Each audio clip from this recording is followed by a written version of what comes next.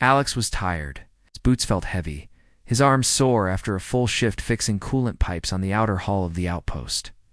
He stepped through the automatic door of his small quarters, already reaching for the lights. They didn't turn on.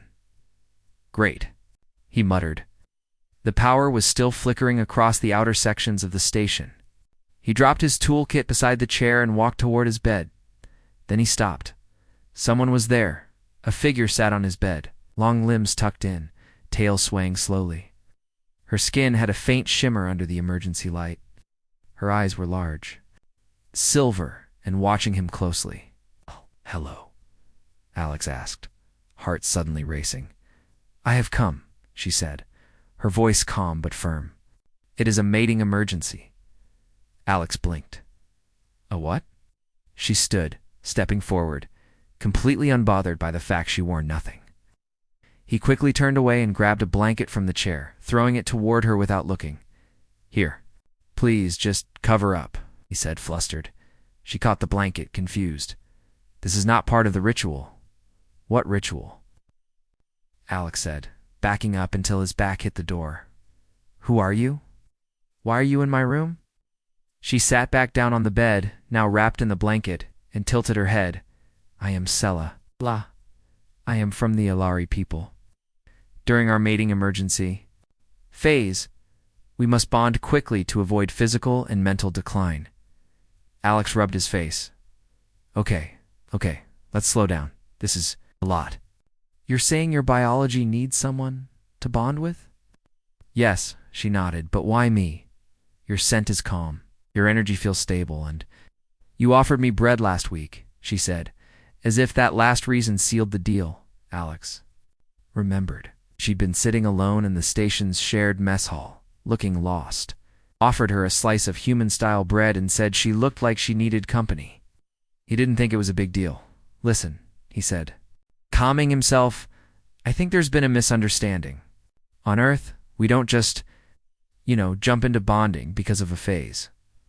But this is urgent," she replied gently. "If I do not bond with someone soon, my temperature will rise, my focus will fade, I may collapse." Alex didn't know what to do. Couldn't just turn her away if she was in real danger. Also, this was way beyond his understanding. "Do you need medical help?" he asked. "I am not sick. I am unbalanced." He took a deep breath. "Okay, then we need someone who understands your biology. Come with me." She stood, still holding the blanket close, and followed him without question. The hallway was quiet. Most of the crew were asleep. Alex tapped on the infirmary door until it opened with a hiss. Inside, Dr. Reno, a sleepy but kind-hearted alien medic with green scales, looked up from his chair. "What's this?" Reno asked, raising one brow. "We need help." "She says it's a mating emergency," Alex said awkwardly. Reno blinked, then chuckled. "Ilari biology. Yes, it happens every few cycles. Their kind doesn't form emotional bonds like humans.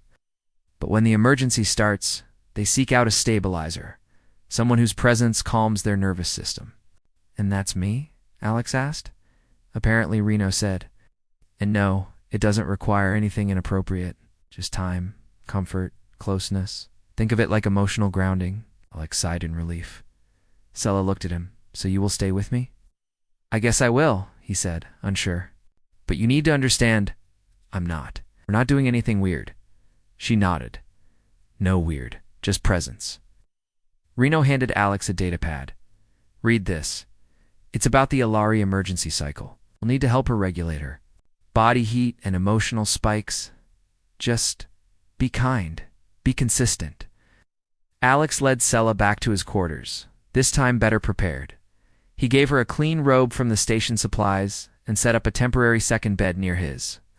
She watched him move around, fascinated. "You do not panic anymore," she said. "I still am," Alex said, chuckling. "I'm just good at hiding it now." That night, she didn't climb into his bed again.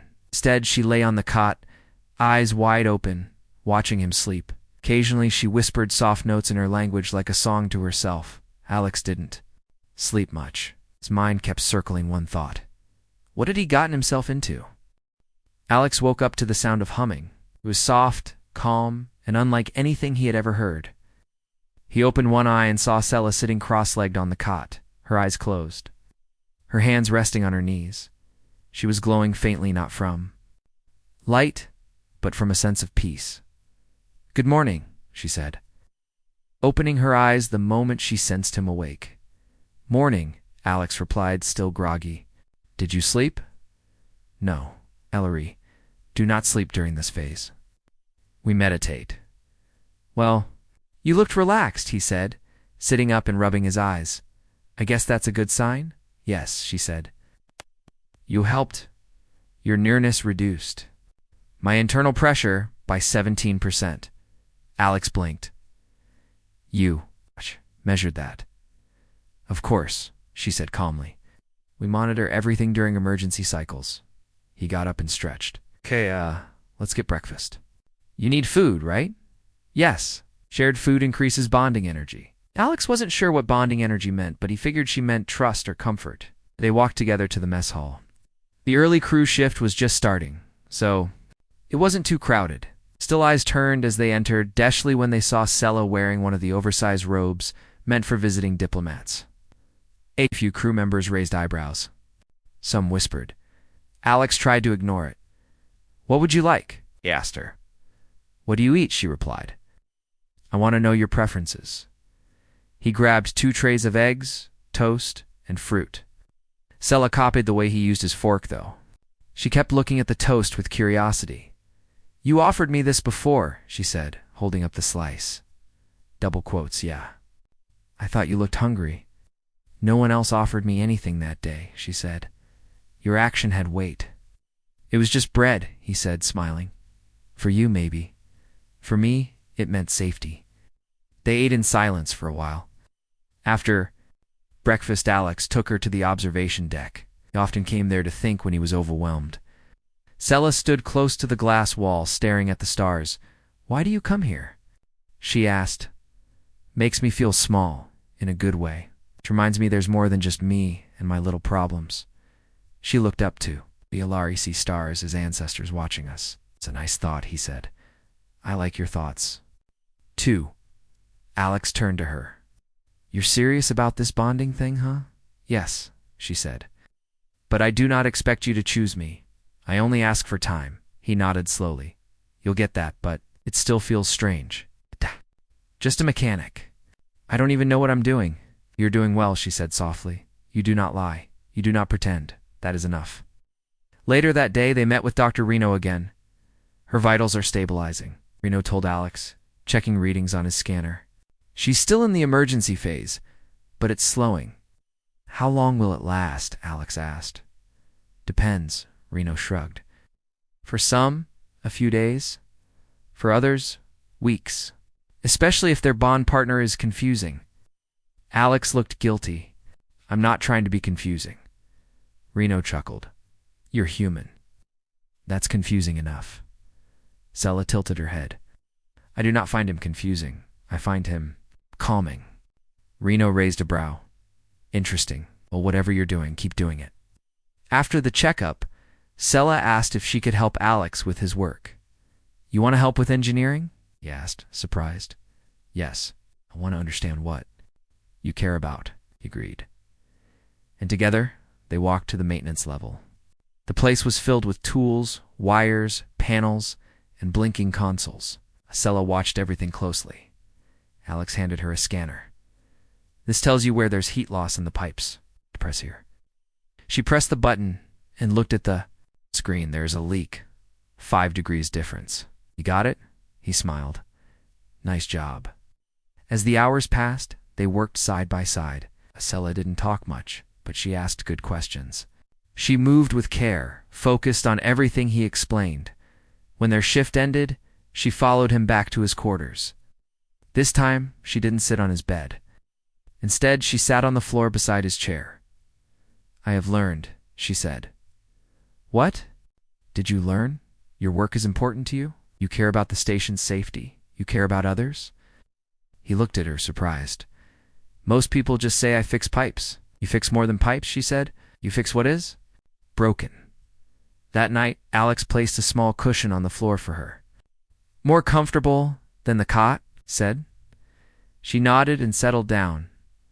Just before he turned out the lights, Sella spoke. You're still unsure of me, she said. I don't mean to be. It's just new. I understand, she said. We don't have to rush. Emergency or not, I can wait for your heart to catch up. He didn't reply right away then. Softly he said, Thank you. 2 days passed quietly. Stella's presence had become a natural part of Alex's daily routine. She followed him to the engine rooms, watched him work, and helped when she could. She didn't ask for much, just time, silence, and space near. Him, the crew, at first curious, had started to accept it. Few even joked, You got yourself a shadow, Alex. But Alex didn't mind. Something about Sella made the heavy hours feel lighter. But everything changed on the third night. A sudden tremor shook the station, alarms blared. Alex jumped out of bed as the red emergency lights flashed. Outside his quarters, voices shouted, and boots pounded the metal floor. Sella stood calmly in the corner. Already alert, what's happening? She asked. Alex grabbed his cum from the table. Station alert, meteor debris hit power grid 3. Pressure leak near lower sectors. He turned to her. Stay here, it might get worse. She stepped closer. You might get hurt. That's my job. Fix things when they break. He ran out the door before she could answer. Alex raced through the corridors, dodging panicked crew and sparks falling from overhead. When he reached grid 3, he found chaos. A pipe had burst. Pressure was dropping fast. Coolant sprayed across. The walls, he pulled out his tools, dropped to one knee, began sealing the line. Behind him, someone shouted, It's not holding. The backup valve is stuck. Alex knew he needed help. But before he could ask, he felt a presence beside him.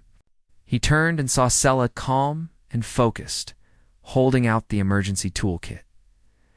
I found this, she said. You followed me? He asked, shocked. You needed me, she said simply. They worked together. Alex gave orders and Sella passed tools.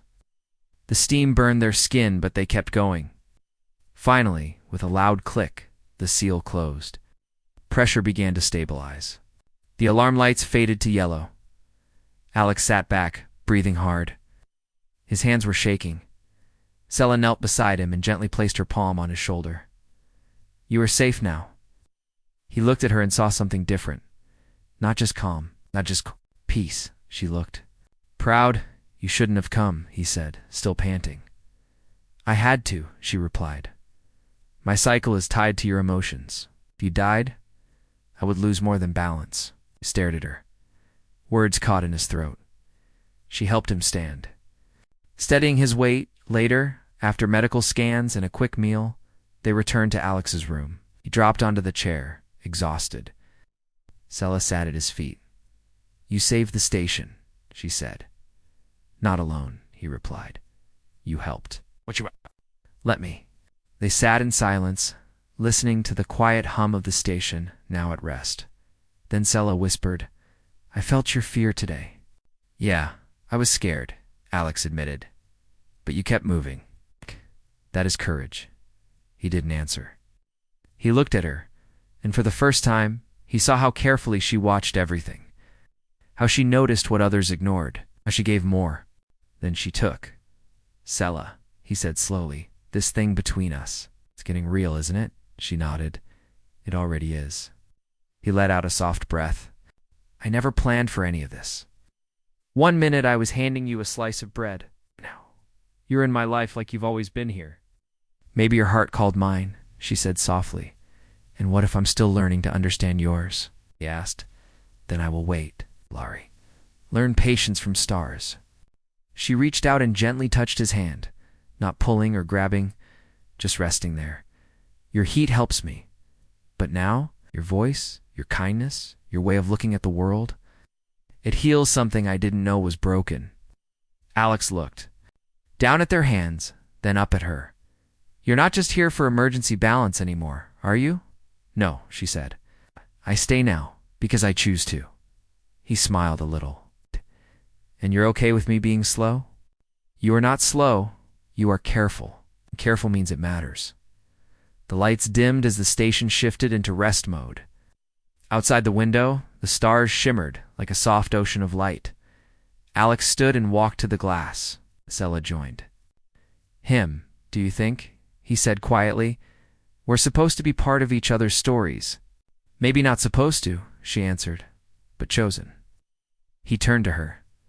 "Then let's keep choosing. Every day. No rush." She smiled. Agreed.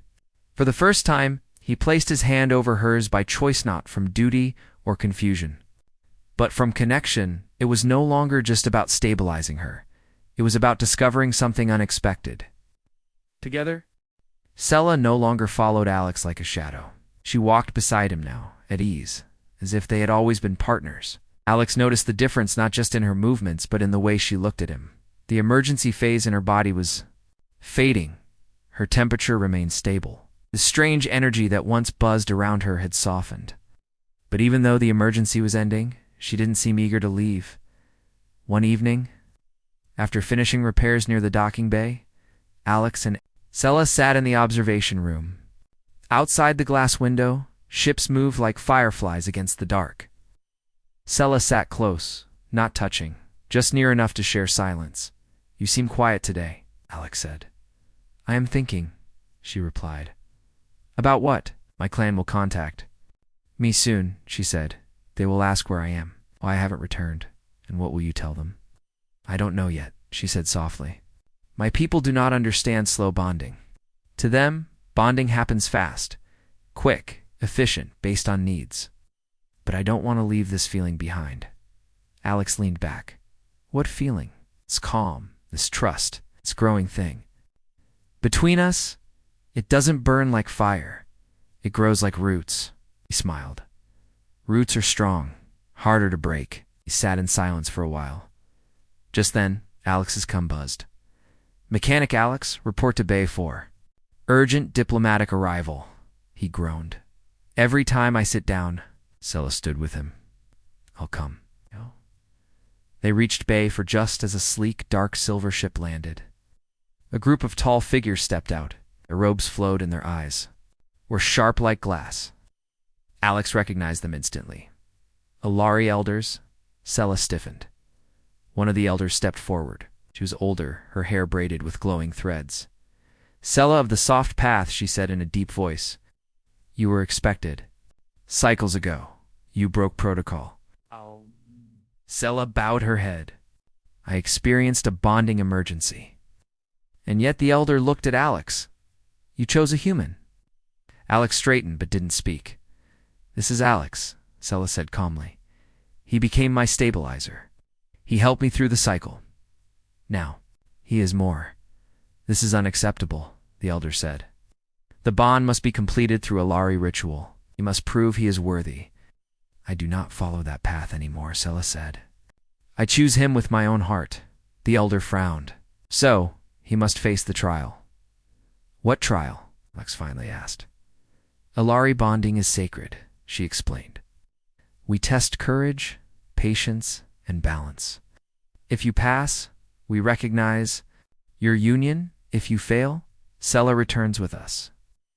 Alex looked at Sela. She looked worried, but she didn't try to stop it. "I'll do it," he said. "If it means she can stay." "Prepare," the elder said. "The trial begins at first." Light. The next morning, Alex stood in a quiet chamber near the station's garden dome. Sela sat beside him, holding a small box. "What's in there?" he asked. "Items for the trial," she said. "Each one represents a value: stillness, focus, and choice." He nodded, though he didn't really understand. Soon the elder entered. "Let us begin." First trial. Stillness. Alex was placed inside a glass circle. Round him, simulated noise, plate alarms, chaos, shouting voices. His task was simple: remain calm for 10 minutes. No movement, no reaction. At first it was easy. Then the voices grew louder, sharp, filled with fake emergencies. He wanted to cover his ears, to shout, to run, but he remembered how Sela stayed calm even during the pressure leak. She had watched. Hyman stayed steady, so he closed his eyes and imagined her voice. It grounded him. When the noise stopped, he hadn't moved. The elder nodded. Second trial. Focus. Alex had to rebuild a broken communicator with half the parts missing. He had 30 minutes. He fumbled at first, nervous, sweaty, but he took deep breaths. He remembered Sella's hands passing him tools the way she always asked questions. He imagined her sitting beside him again. Piece by piece, the device lit up. It wasn't perfect, but it worked. The elder said nothing but watched carefully. Final trial. Choice. He was shown 2 doors. Behind one, the elder said, is a symbol of union. Behind the other, solitude. But you must choose without knowing which is which. It will show your heart's intention. Alex looked at both doors. They were the same plane. Silver, silent. He closed his eyes. He thought of Sella's quiet songs, her hands reaching out, her words about roots and stars. He walked through the left door inside. There was a small glowing stone shaped like 2 hands touching. The elder stepped forward. You chose well. Outside. Sella waited. When she saw him, her face lit up. Not like someone excited, but like someone who had been holding her breath for too long and finally exhaled. You passed? She asked. I think so. He said. She took his hand. Then you are part of me now. The elder approached. We recognize your bond. We will not call her back. Alex looked at Sella. What now? She smiled. Now we build something. Not just to survive, but to grow. And for the first time, they walked back together, not as strangers, not as helper and guest, but as something new, something chosen. Life on the station returned to normal, or as normal as it could be, when a human and an alien were slowly learning what it meant to belong to each other. After the trial, the Alari elders left without a word.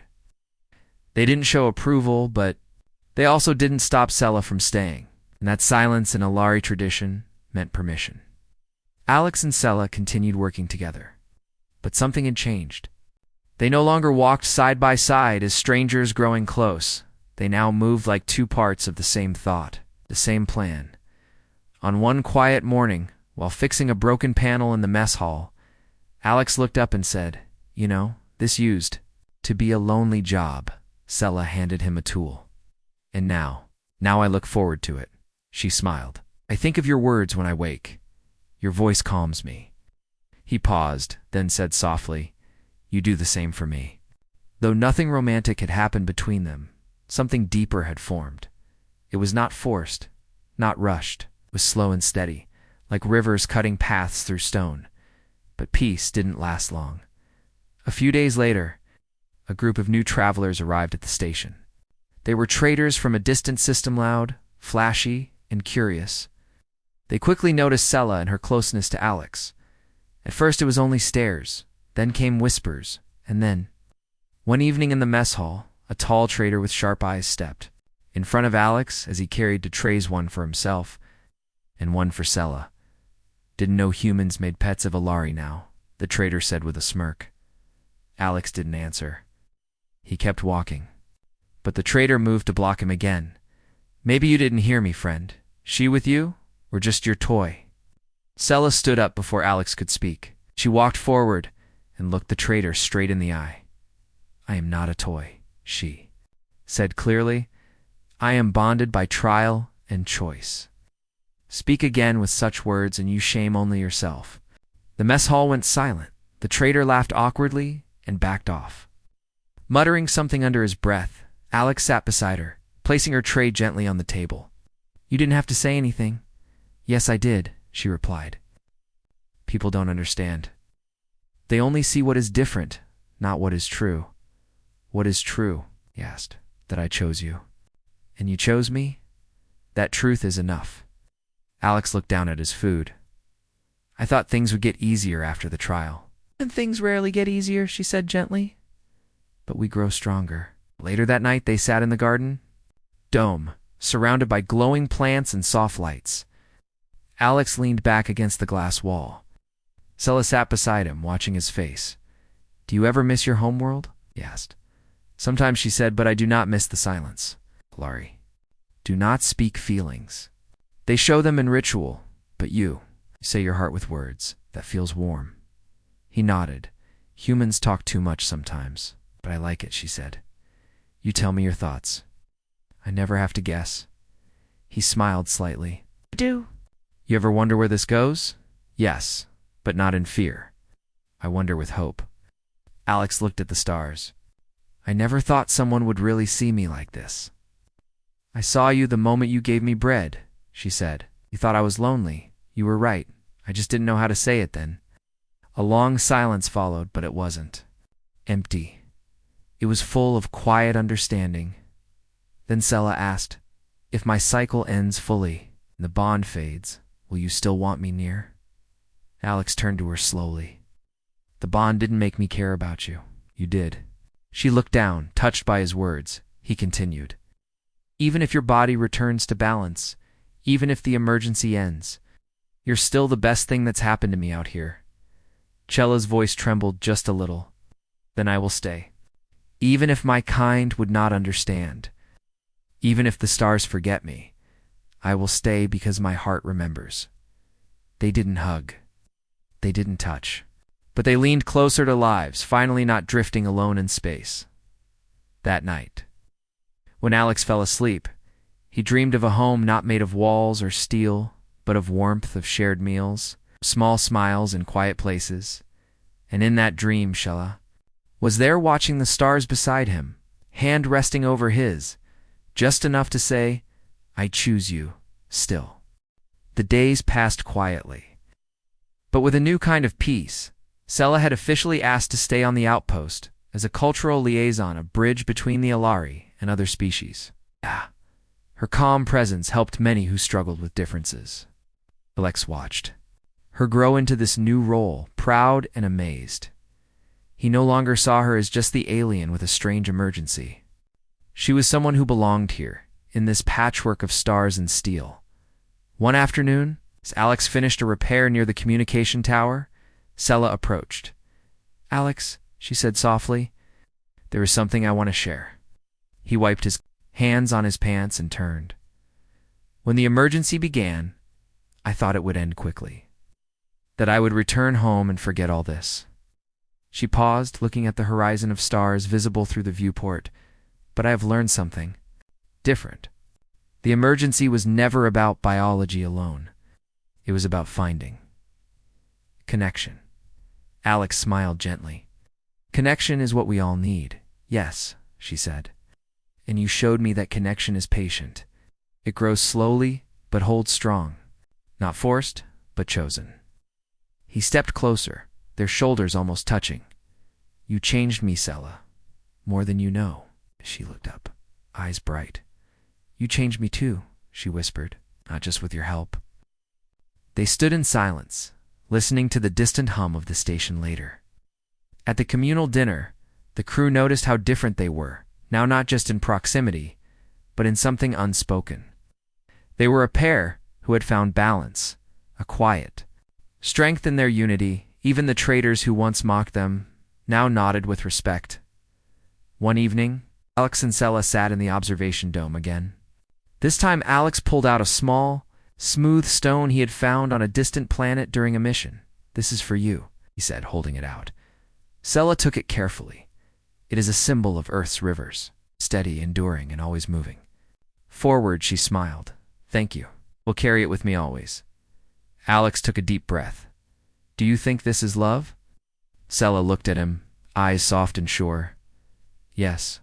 It is love, not just emergency or duty, but something deeper, something rare.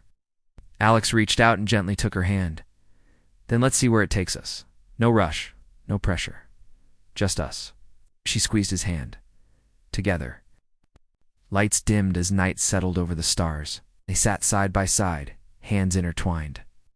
Watching the endless universe stretch before them, and in that vast silence, two hearts beat steady no longer. Strangers no longer lost. They had found home.